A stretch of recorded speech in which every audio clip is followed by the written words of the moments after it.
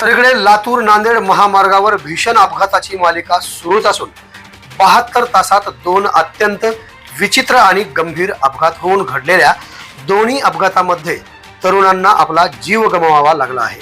हा पहा, रविवारी 21 डिसेंबर रोजी घडलेला अपघात आहे। या अपघातात 35 वर्षीय तरुण जागीच ठार झाला आहे।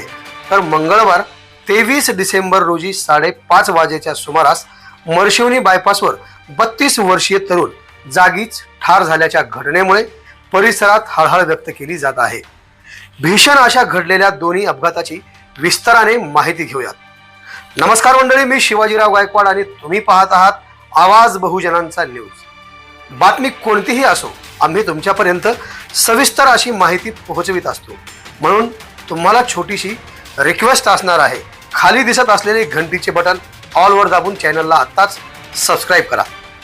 लातूर नांदेड हायवेवरील क्राइस्ट इंटरनॅशनल स्कूलच्या पाठीजवळ 21 डिसेंबर रोजी रविवारी रात्री 8:30 वाजेच्या सुमारास एका भरधाव कारने मोटारसायकलला दिलेल्या धडकेत एका तरुणाचा दुर्दैवी मृत्यू झाला असून एक जण गंभीर जखमी झाला आहे। लातूरकडून अहमदपूरच्या दिशेने येत असलेल्या काळ्या रंगाच्या फॉर्च्युनर कारने जिचा क्रमांक MH13 ES 5657 समोरील मोटारसायकलला जोराची धडक दिली। या भीषण अपघातात विठ्ठल पंजाबराव नाईक वय 35 वर्षे, राहणार सानपाडा नवी मुंबई, मूळ राहणार भिरडा, जिल्हा हिंगोली यांचा जागीच मृत्यू झाला। तर विष्णू VK हे गंभीर जखमी झाले आहेत। मिळालेल्या माहितीनुसार विठ्ठल नाईक हे त्यांच्या MH43 CD 4894 या मोटारसायकलवरून क्राइस्ट स्कूलच्या रोडवरून लातूर नांदेड हायवे मार्गे अहमदपूर शहराकडे येत होते। याच दरम्यान समोरून येणाऱ्या फॉर्च्युनर कारच्या चालकाने आपले वाहन अत्यंत हायगईने आणि निष्काळजीपणाने चालवून विठ्ठल यांच्या मोटारसायकलला जोरदार धडक दिली। हा अपघात लातूर नांदेड हायवेवर झाला असून धडक इतकी भीषण होती की दुचाकी व चारचाकी या दोन्ही वाहनांचे मोठ्या प्रमाणावर नुकसान झाले आहे। अपघाताची माहिती मिळताच बीट अंमलदार साळवे आणि पोलीस कर्मचारी जायभाये यांनी तातडीने घटनास्थळी धाव घेत जखमींना मदत केली आणि हायवेवरील वाहतूक सुरळीत करण्यासाठी सहकार्य केले। अपघातानंतर कार चालक आपले वाहन घटनास्थळावरच सोडून पसार झाला आहे।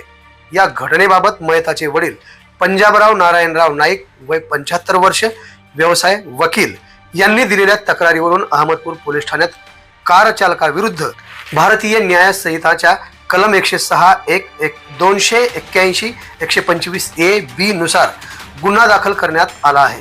पोलीस निरीक्षक विनोद मेत्रेवार यांच्या मार्गदर्शनाखाली महिला पोलीस उपनिरीक्षक स्मिता जाधव या प्रकरणाचा तपास करत असून फरार चालकाचा शोध सुरू आहे।